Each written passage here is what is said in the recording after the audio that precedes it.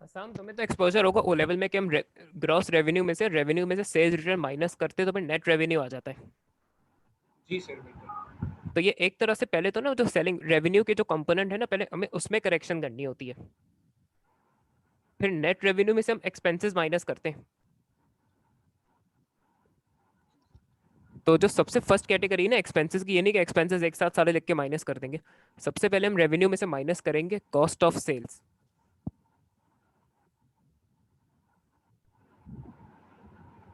Cost of sales में होता है कि जो गुड्स मैंने बेचे हैं बिजनेस ने, जैसे तुम सपोज करो डिपार्टमेंटल स्टोर चला रहे हो तुम लोग, तो उसमें सामान लाके स्टॉक करना पड़ेगा तभी तो बेच के रेवेन्यू जनरेट कर पाओगे ना तुम लोग।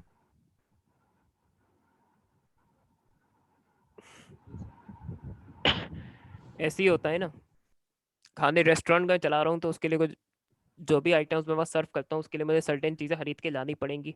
तभी वो आइटम्स मैं शेफ से कुक करवा पाऊंगा, फिर ही वो आइटम्स बिकेंगे कस्टमर्स को और तभी मैं रेवेन्यू जनरेट करूंगा।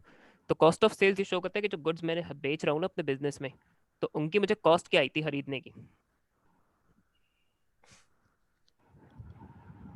तो इसमें ओपनिंग इन्वेंट्री की वैल्यू ट्रायल बैलेंस पे दी हुई होगी, वो ऐड होगी।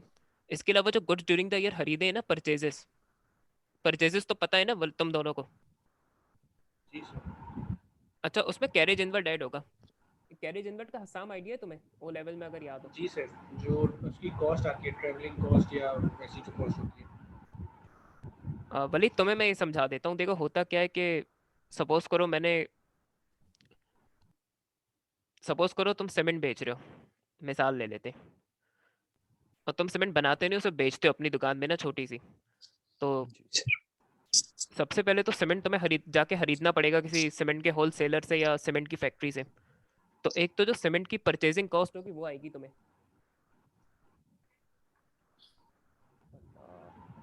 एक तो चला जाता है। एक तो कॉस्ट ऑफ, हाँ। सर आपकी आवाज़ बिल्कुल नहीं आ रही। अब आवाज आ रही है सही तुम लोगों को? हेलो, आवाज आ रही है तुम लोग को क्लियर? जी सर। अच्छा। तो एक तो उसकी कॉस्ट ऑफ परचेज होगी, इसके अलावा उन गुड्स को, सपोज करो तुम सिंध से जाके लकी सीमेंट की फैक्ट्रीज कहीं सिंध में गई हैं।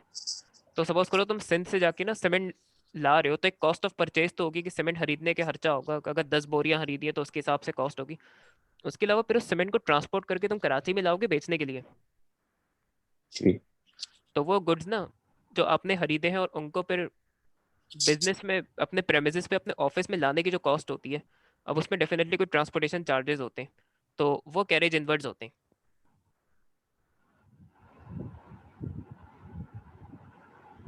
जो भी गुड्स तुम बेचना चाहते हो ना उसे कहीं से खरीद के ला रहे हो या तुम्हें गुड्स की डिलीवरी की जा रही है।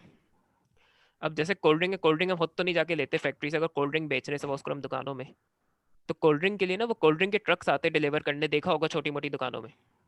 जी सर। तो वो चार्ज करेंगे ना कुछ डिलीवरी का। तो एक तो कोल्ड ड्रिंक खरीदने की कॉस्ट होगी, उसके अलावा उसकी ट्रांसपोर्टेशन चार्जेस भी तुम्हें पे करने पड़ेंगे कोल्ड ड्रिंक के।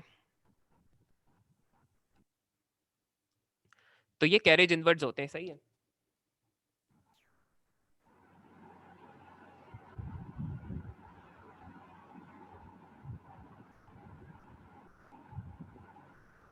तो कॉस्ट ऑफ सेल्स के सेक्शन में तुम देखना कि carriage inwards cost of purchases में ऐड होती है। अच्छा, अगर इनकम स्टेटमेंट में ब्रैकेट बना हुआ है ना किसी चीज के, तो उसका वो माइनस हो रही है, सही है।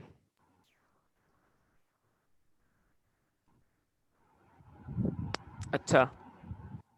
तो गुड्स जो परचेज किए परचेज कॉस्ट में हम कैरेज इनवर्स ऐड करते हैं, परचेजेस रिटर्न माइनस करते हैं।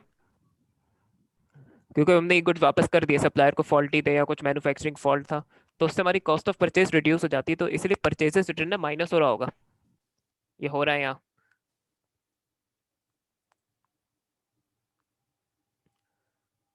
तो उसके बाद नेट परचेजेस आ जाती है।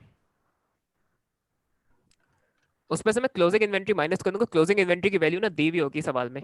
तो क्लोजिंग इन्वेंट्री की वैल्यू माइनस करनी है, ओपनिंग इन्वेंट्री की वैल्यू ऐड करानी है। इन्वेंट्री लॉसेस अभी इग्नोर कर लो, सिंगल एंट्री का इशू है तो अभी तुम लोग को फेस नहीं करना पड़ेगा। ओपनिंग इन्वेंट्री में मैं नेट परचेजेस ऐड कर दूं, उसमें से क्लोजिंग इन्वेंट्री माइनस कर दूं, तो ये टोटल कॉस्ट ऑफ सेल्स आ जाती है यहाँ।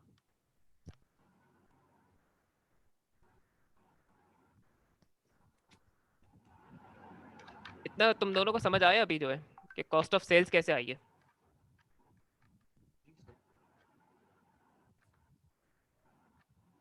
हाँ, भले ही तुम्हें क्लियर है कॉस्ट ऑफ सेल्स। जी सर। हाँ, अब हम रेवेन्यू में से ये कॉस्ट ऑफ सेल्स माइनस करें ना तो ग्रॉस प्रॉफिट आ जाता है।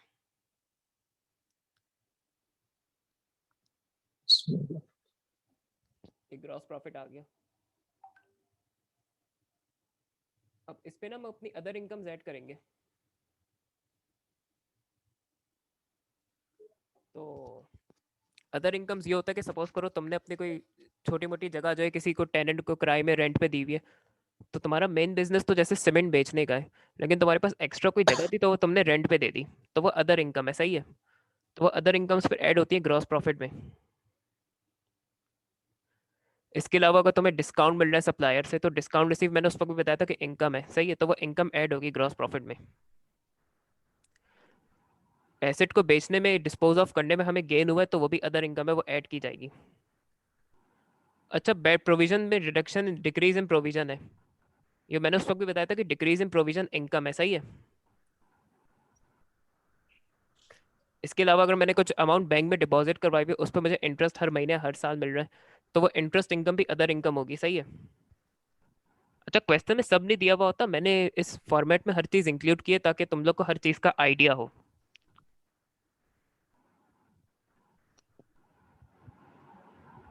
ये अदर इनकम्स क्लियर है तुम दोनों को? Yes sir. अच्छा, अब जो फाइनल चीज़ माइनस होगी ना, जो अब ऑपरेटिंग एक्सपेंसेस माइनस करने हैं यहाँ से। ये समझ लो बिजनेस को रन करने के एक्सपेंसेस है। अगर बिजनेस करना है तो रेंट भी देना होगा, किराए में जगह ली हुई है, एम्प्लॉयज़ की सैलरीज देनी होंगी, इंश्योरेंस अगर ली हुई है तो उसकी पेमेंट्स करनी होंगी, अगर लोन लिया हुआ है तो उस पर इंटरेस्ट पे करना होगा।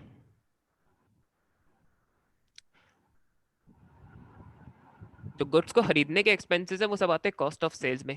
उसके अलावा बाकी जो सारे एक्सपेंसेस है ना वो यहाँ ऑपरेटिंग एक्सपेंसेस की कैटेगरी में आते हैं, सही है।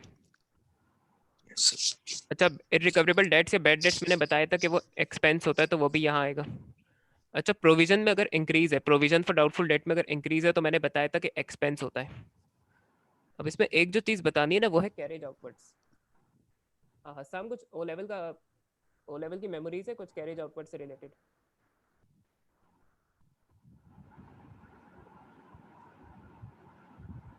जी सर, पढ़ा तो था कैरेज आउटवर्ड्स। जो हम जो हमारी जो वो होती है, जैसे फॉर एग्जांपल हम कोई बिजनेस रन कर रहे हैं तो हमें अगर किसी को डिलीवरी करनी है तो हम्म। वो कैरेज अच्छा, तुम दोनों ने ही ऐसे बिजनेसेस का सुना होगा जो कि फ्री डिलीवरीज करते हैं।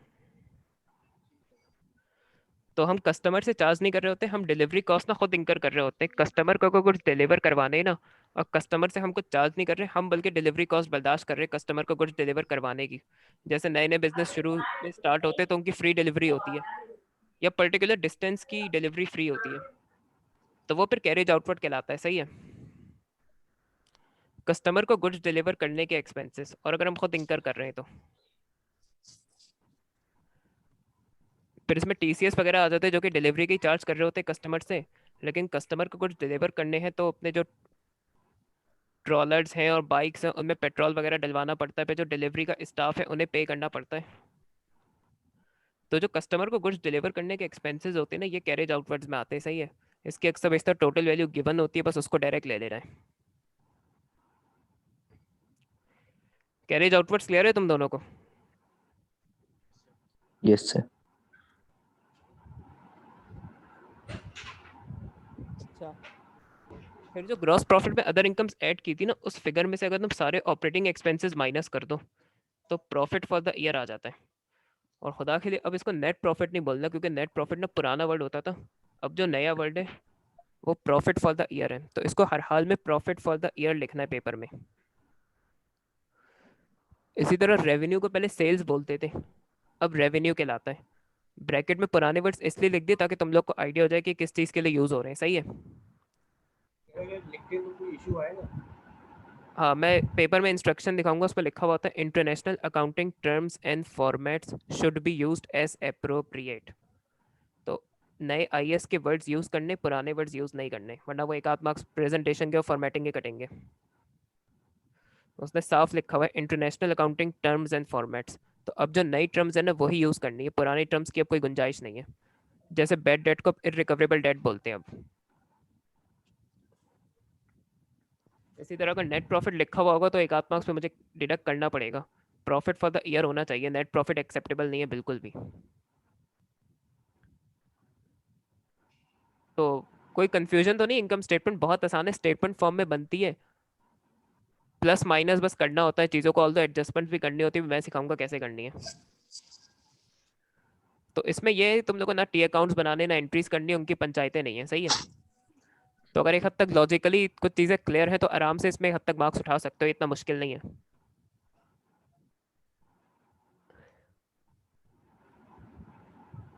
तो अभी हम इनकम स्टेटमेंट करेंगे पहले, सही है इसकी। उसके अलावा ये accrued expense, prepaid expense, accrued income, prepaid income का आइडिया होना चाहिए तुम लोगों को इसमें।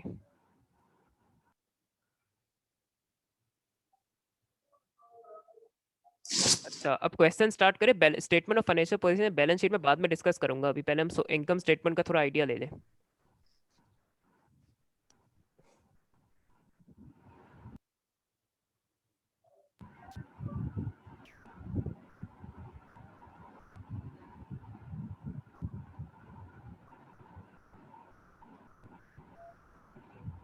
अच्छा इससे पहले कि मैं क्वेश्चन कराऊं, दोनों एक काम करो, एक पेज में क्वेश्चन लिस्ट लिखो, सोल ट्रेडर के लिए एक पेज रिजर्व करो क्वेश्चन लिस्ट का।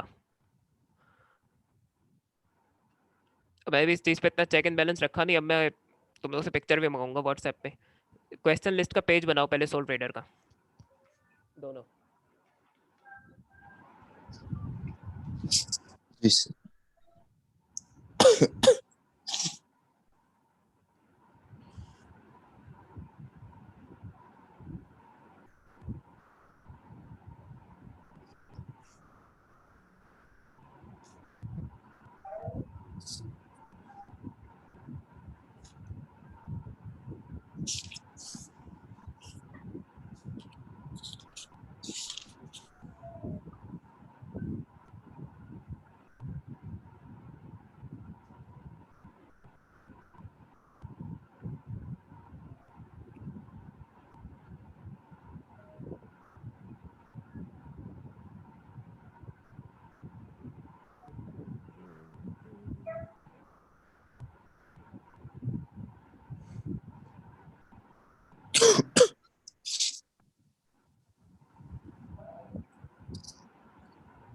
यस सर, हो गया। हसाम बना दिया पेज तुमने?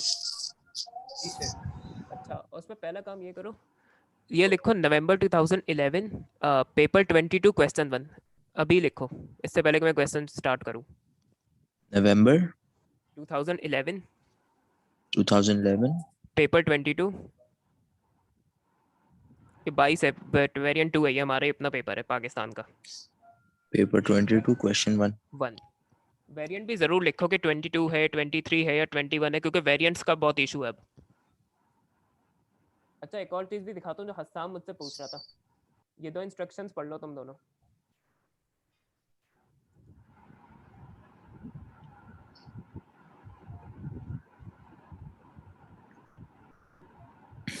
मैंने कहा था कि प्रेजेंटेशन अच्छी होनी चाहिए, तो हर चीज़ की जो पर्टिकुलर प्रेजेंटेशन है टी अकाउंट्स की या इनकम स्टेटमेंट की, वो वैसी ही होनी चाहिए।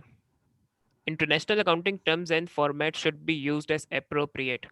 तो पुराने वर्ड्स यूज़ नहीं करने, जो अब नए टर्म्स है वही यूज़ करने, तो तुम लोग को ये बिठाने होंगे दिमाग में। वर्किंग्स मस्ट बी शोन, जो मैं कहता रहता हूँ कि वर्किंग करो वर्किंग करो वर्किंग करो। अच्छा अच्छा मैं एक सेकंड होल्ड करना, पानी पी लूँ मैं, फिर कंटिन्यू करते हैं इसको। जी सर।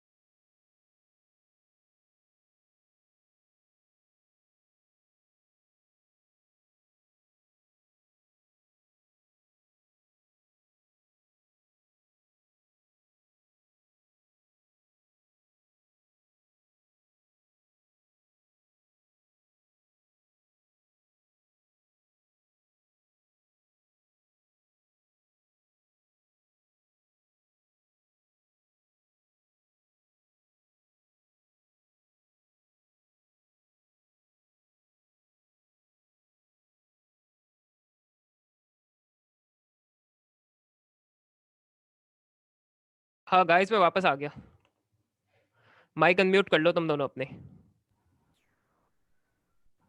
हाँ वलीद माइक अनम्यूट कर लो। जी सर। अच्छा अब इसमें ना क्वेश्चन धड़ाक से करना शुरू नहीं करना है, सबसे पहले तो क्वेश्चन पढ़ना है, ट्रायल बैलेंस देखना है। अच्छा ईयर के एंड, किड्सटी sole trader prepared the following trial balance at 30 April 2011।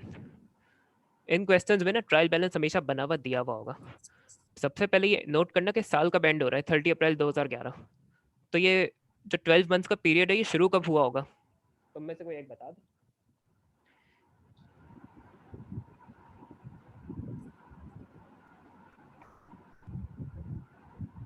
मैंने पहले भी बताया था मई कौन सा, फर्स्ट में हाँ मई सही बोला है। नहीं नहीं 1 मई होगा ना, अगर अप्रैल 30 को साल खत्म हो रहा है तो 1 मई से शुरू हो जाएगा। तो ये कौन सी मई से शुरू हुआ होगा ये वाला साल, अगर मेरा ईयर एंड हो रहा है 30 अप्रैल 2011 में। 2010। हाँ एक्सेलेंट हसन, बिल्कुल सही है। भले ये चीज़ तुम्हें समझ आ गई। जी सर। अच्छा अब सबसे पहले ना ट्रायल बैलेंस में ऊपर ऊपर से देखो कि क्या क्या दिया हुआ है। रेंट दिया हुआ है, एक्सपेंस है, जनरल एक्सपेंस दिया हुआ है, एक्सपेंस है, इंश्योरेंस दिया हुआ है, एक्सपेंस है, सैलरीज एक्सपेंस है, इलेक्ट्रिसिटी एक्सपेंस है, कैपिटल दिया हुआ है लेकिन वो काम, अच्छा मेन जो तुम लोग को नज़र डालनी है ना वो इन रेवेन्यूज पे और एक्सपेंसेस पे डालनी है, सही है। पहले ट्रायल बैलेंस पे नोट करना है कौन सी चीज़ एक्सपेंस है कौन सी चीज़ रेवेन्यू है। मोटर एक्सपेंसेस एक्सपेंस होगा।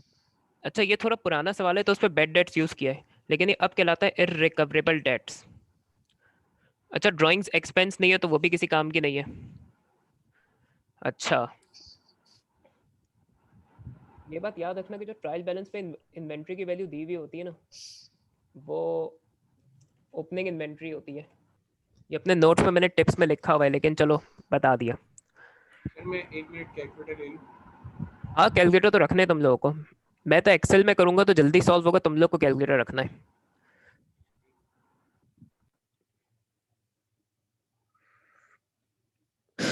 ये ऑनलाइन में अगर मैं कैलकुलेटर में करने बैठा तो 1000 साल लग जाएंगे। फिजिकल क्लासेस में बहुत जल्दी सॉल्व होते हैं, ऑनलाइन में बड़ा टाइम लगता है, तो मैं एक्सेल में टेम्पलेट उस पर बनाई हुई उस पर डायरेक्ट वैल्यूज पुट ऑन करके सॉल्व करूंगा मैं।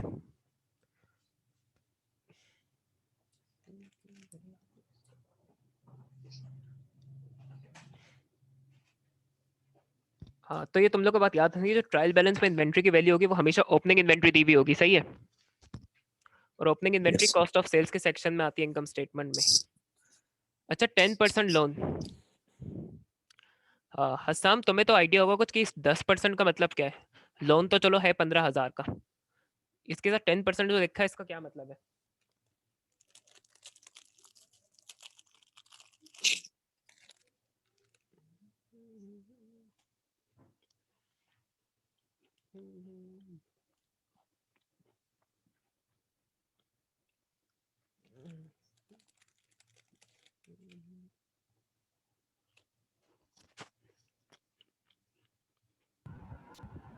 जी हाँ सर हसामी 10% याद आ रहा है, कुछ मसला नहीं है, अगर नहीं याद आ रहा है तो मसला नहीं, मैं बता दूंगा, लेकिन अगर याद हो कुछ ओ लेवल की मेमोरीज से। 10% लोन। हाँ ये 10% क्यों लिखा है इसके साथ। सर ये इंटरेस्ट होगा हमारा लोन पर। हाँ अच्छा भले जब भी लोन के साथ परसेंटेज लिखी हुई हो ना तो ये लोन की परसेंटेज दी हुई होती है, सही है, इंटरेस्ट की, सॉरी। अच्छा वलीद ये बात बताना कि ये इसमें मैंने पहले भी बताया था कि ये डेबिट साइड होती है ट्रायल बैलेंस की, क्रेडिट साइड होती है, तो लोन क्रेडिट साइड में क्यों है, ये तुम्हारे लिए क्वेश्चन है वलीद।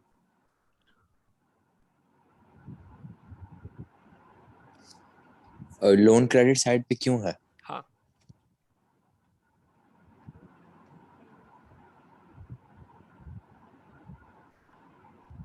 क्योंकि सर लायबिलिटी है। हाँ एक्सेलेंट वलीद, बिल्कुल सही बोला है। अच्छा ये लोन इंटरेस्ट दिया हुआ है, लेकिन ये ना ट्रायल बैलेंस पे याद रखना जो एक्सपेंस की वैल्यू दी हुई होती है वो बैंक की फिगर दी हुई होती है कि पे कितना किया है, ज़रूरी नहीं कि ये इनकम स्टेटमेंट की फिगर हो। अच्छा एक काम करो, तुम दोनों ना लोन पे इंटरेस्ट निकालो। 15,000 लोन है, 10% इंटरेस्ट है, तो कितना कितना इंटरेस्ट बनेगा। 115 मिनट। अच्छा 1500 रुपए ना इंटरेस्ट है, लेकिन उसने पे कितना किया है? अच्छा इनकम स्टेटमेंट में बात याद रखना कि जितना पूरे साल का एक्सपेंस बनता है ना उतना ट्रांसफर करेंगे। तो उसमें 1250 नहीं, इनकम स्टेटमेंट में हम 1500 रुपए इंटरेस्ट लेके जाएंगे, सही है। ये मैंने शायद तुम लोग को पहले भी बताया था कि एक्सपेंस अगर नहीं भी पे किया है ना, अकाउंट पे वो रिकॉर्ड होगा। तो पे सही है, मैंने 1250 किए, लेकिन जो पूरे साल का एक्सपेंस बनता है ना वो 1500 रुपए का बनता है। तो पूरा 1500 हो जाएगा ट्रायल बैलेंस में, इनकम स्टेटमेंट में, सॉरी।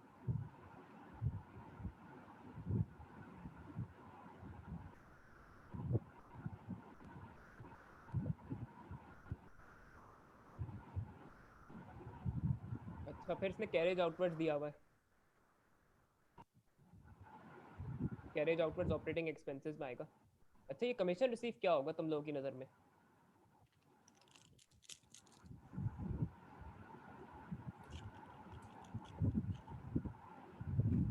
मेन बिजनेस तो उसका गुड्स बेचने का है, मगर पे कमीशन रिसीव भी दिया हुआ है इसने, ये क्या हो सकता है?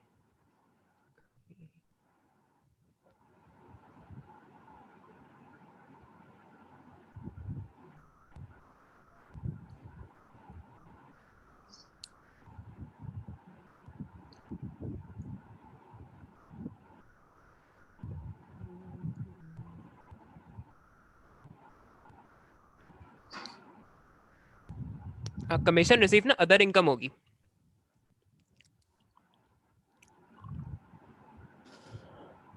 अच्छा फिर ऑर्डिनरी गुड्स परचेज, ये परचेजेस की वैल्यू है, सही है। ऑर्डिनरी गुड्स परचेज, ये परचेजेस है 56,000 की। अच्छा रेवेन्यू उसने दिया हुआ है 1,08,000 का।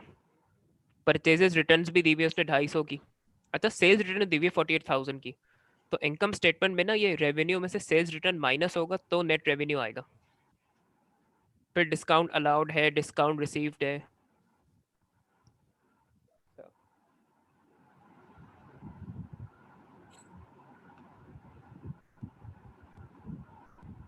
अच्छा ट्रायल बैलेंस पे आता है जो प्रोविजन फॉर डाउटफुल डेट के साथ उसने डेट भी लिखी हुई होगी, लेकिन ट्रायल बैलेंस पे जो प्रोविजन फॉर डाउटफुल डेट की वैल्यू दी हुई होती है ना वो उसका ओपनिंग बैलेंस होता है।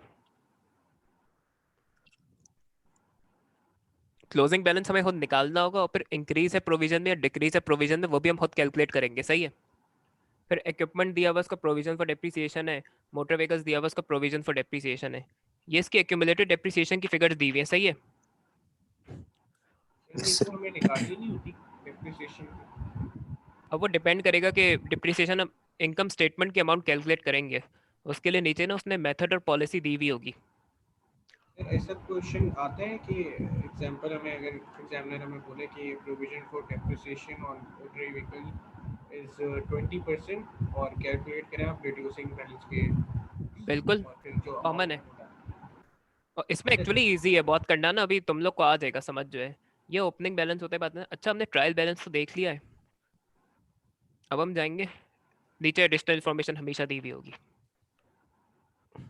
The following information is also available. अब यहाँ ना उसने बोल दिया है। अच्छा क्लोजिंग इन्वेंट्री की वैल्यू हमेशा एडिशनल इन्फॉर्मेशन में दी हुई होगी।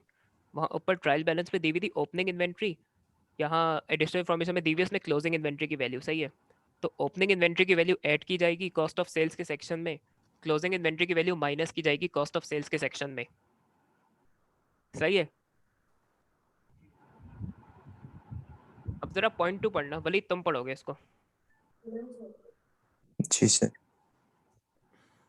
Point two, included in the general expenses is an item of equipment purchased during the year of $1,200. This item has not yet been included in the equipment account. तो इसमें क्या mistake है, तुम लोग को समझ आ रही है कि इसमें क्या प्रॉब्लम हुई है? ये एरर टू में क्या मसला है? वलीद बताओ, तुम बताना पहले, फिर हसाम भी बताएगा बाद में। तुम्हें इसमें लग रहा है वलीद की कोई मिस्टेक हुई है? एक मिनट सर। हाँ।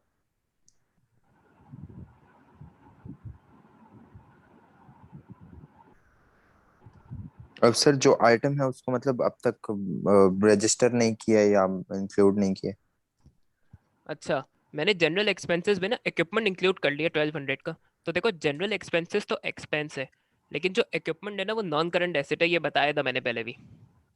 इक्विपमेंट की अच्छा डेप्रिसिएशन हम नॉन करंट एसेट पे ही चार्ज कर रहे हैं। तो अगर इक्विपमेंट की प्रोविजन फॉर डेप्रिसिएशन दी हुई है तो इसका मतलब कि इक्विपमेंट नॉन करंट एसेट है, सही है। तो 1200 जो कि मुझे इक्विपमेंट में ऐड करने चाहिए थे वो मैंने ले लिए जनरल एक्सपेंसेस में। ये मसला हुआ इसमें।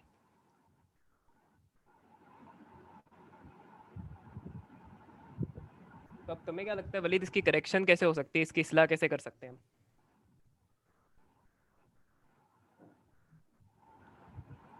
सर ये मुझे नहीं पता सर इसका। सर जनरल एक्सपेंसेस से हम $1200 माइनस कर लेंगे ना। अच्छा, ये 1200 तुम्हें हसान ये लगता है कहीं ऐड होने चाहिए? सर ये इक्विपमेंट के अकाउंट में ऐड होंगे। हाँ। तो देखो अगर जनरल एक्सपेंसेस के अंदर हमने इक्विपमेंट के 1200 ले लिए जो कि मुझे इक्विपमेंट में लेने चाहिए, तो सबसे पहले मैं जनरल एक्सपेंसेस में से 1200 माइनस करूंगा, सही है। और इक्विपमेंट के अंदर ही 1200 मुझे लेने चाहिए थे तो मैं वहां ऐड करा दूंगा, हो गई करेक्शन इसकी। अभी वर्किंग्स नहीं इक्विपमेंट करना अकाउंट तुम रिसीवेबल में रिकॉर्ड करेंगे। किसको?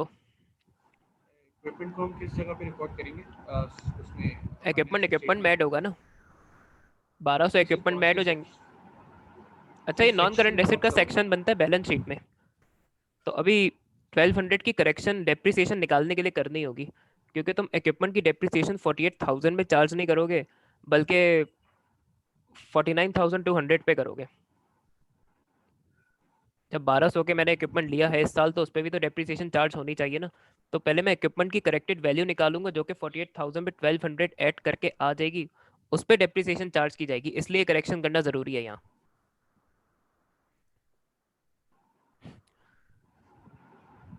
वलीद इतना समझ आया अभी तक पॉइंट 2 तक? अब सर एक बार और समझा दें।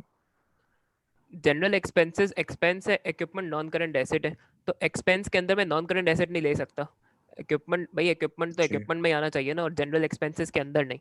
तो जनरल एक्सपेंसेस में से 1200 माइनस कर दूंगा और इक्विपमेंट में ही 1200 ऐड करा दे जाएंगे, क्योंकि इक्विपमेंट ही खरीदा था हमने 1200 का। और उसने जी लिखा हुआ भी है this item has not yet been included in the equipment account. तो इक्विपमेंट में 1200 ऐड होने चाहिए।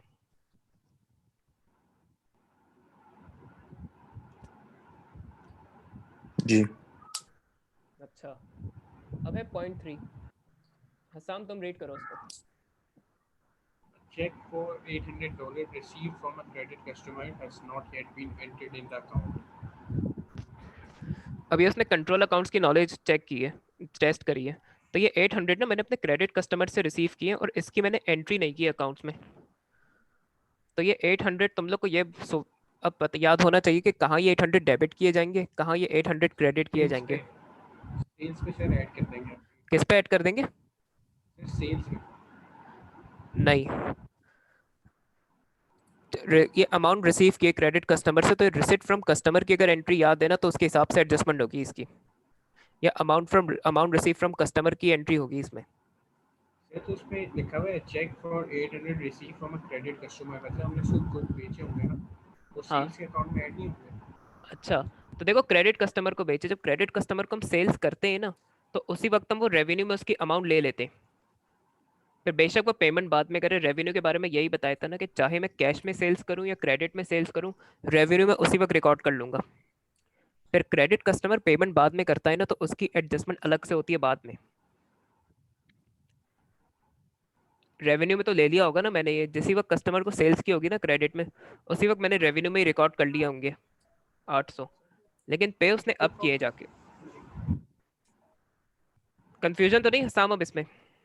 हम इसको record as a receipt from customer करेंगे। बिल्कुल, तो एंट्री याद है इसकी होनी चाहिए याद तुम लोगों को? सर इसको अदर इनकम में हम रिकॉर्ड करेंगे। नहीं, एंट्री प्रॉपर अकाउंटिंग एंट्री याद होगी तो तुम लोग प्लस माइनस कर पाओगे उसको। किसी एक अकाउंट में ये प्लस होंगे 800 और किसी एक अकाउंट से माइनस होंगे ये 800। उसके लिए एंट्री याद होनी चाहिए। तब तुम लोग को अंदाजा हो जाएगा कि पहले के टॉपिक सही पढ़ोगे नहीं तो आगे मसला होगा। तो रियलिटी चेक है आज तुम लोगों के लिए। सर बैंक हमारा डेबिट हो जाएगा 800 से। चलो इतना तो आधा 50% करेक्ट है। तो बैंक में ही डेबिट होने का मतलब है कि 800 बैंक में ऐड किए जाएंगे, सही है। वलीद ये चीज़ तुम्हें समझ आ रही है? जी सर। अकाउंट रिसीवेबल क्रेडिट हो जाएगा हमारा। अकाउंट रिसीवेबल क्रेडिट होगा क्योंकि अब क्रेडिट कस्टमर की वैल्यू कम होगी इससे, और अकाउंट रिसीवेबल हमारा एसेट होता है, तो जब वो रिड्यूस हो रहा है तो उसे क्रेडिट करेंगे। तो ये 800 बैंक में ऐड होंगे, अकाउंट रिसीवेबल से माइनस होंगे, सही है।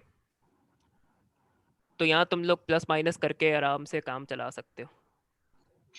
अच्छा एग्रीमेंट कहाँ अच्छा यार, मीटिंग का टाइम खत्म हो रहा है, तो मैं सेकंड मीटिंग का ना फॉरन लिंक भेज रहा हूँ, वहाँ पे ज्वाइन कर लेना तुम लोग, सही है। जी सर।